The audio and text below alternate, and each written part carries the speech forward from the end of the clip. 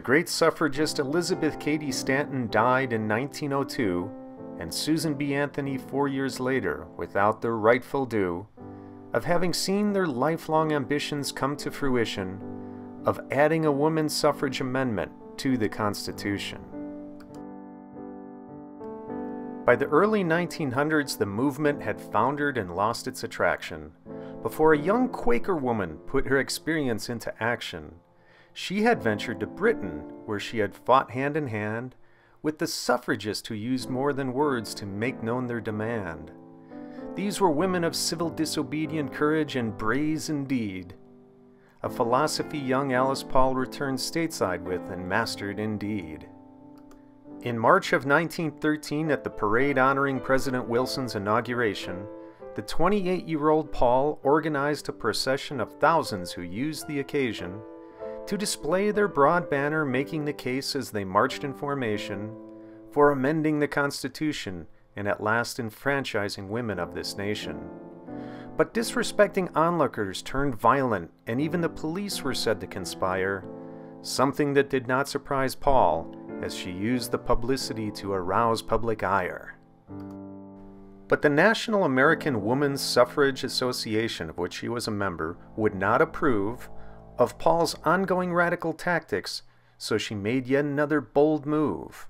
Presiding over a new group, the National Woman's Party she helped found, their use of nonviolent civil disobedience soon broke historic ground.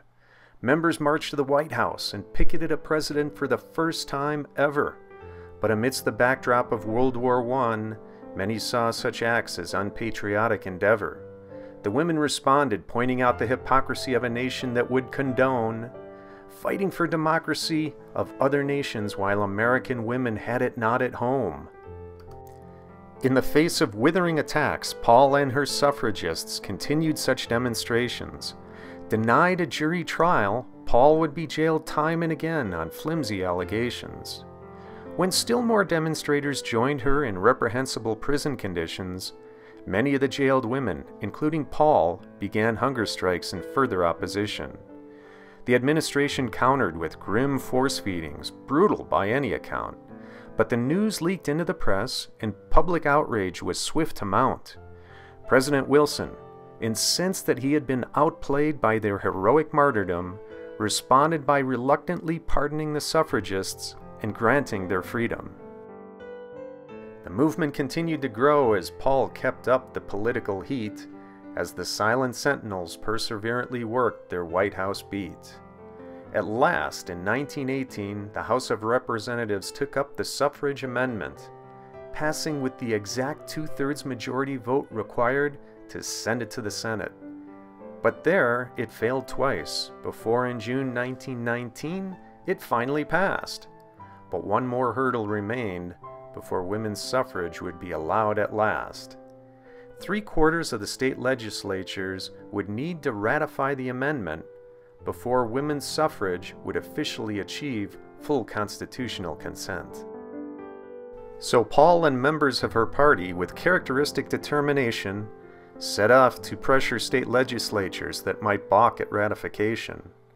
As each state voted in favor, on the suffragist flag Paul sewed a star, but it all still hung in the balance even after having come so far. In a specially called session just before the ratification period was to end, Tennessee would decide if a nation its constitution would amend.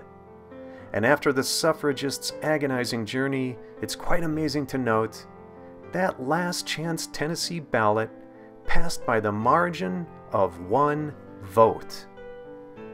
At the National Women's Party headquarters in D.C., a jubilant Alice Paul unfurled the 36-star flag, celebrating women's right to vote once and for all.